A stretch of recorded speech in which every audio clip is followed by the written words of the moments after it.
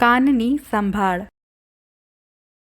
બાળકોના કાનમાં બનેલું મીણ કાનના અંદરના ભાગને સુરક્ષિત રાખવાનું કામ કરે છે, જે બેક્ટેરિયા અને ગંદકીને કાનમાં જતા અટકાવે છે. પરંતુ જો આ મીણ વધારે પ્રમાણમાં ભેગું થાય તો બાળકને કાનમાં દુખાવો અને અન્ય પ્રકારની સમસ્યાઓ જેવી કે સાંભળવામાં તકલીફ થાય છે. તેથી બાળકના કાન સાફ કરવા જરૂરી છે. ચાલો આ વિડીયોની મદદથી સમજીએ.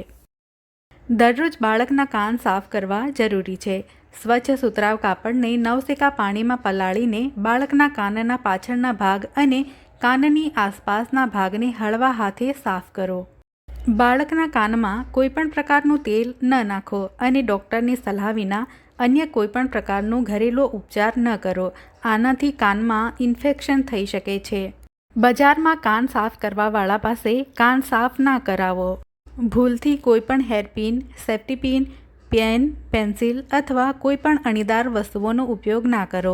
આ વસ્તુઓ કાનના પડદાને ઈજા પહોંચાડી શકે છે અથવા કાનનો પડદો ફાટવાની સંભાવના છે. કાન સાફ કરવા માટે ઇયરબડનો ઉપયોગ ન કરો.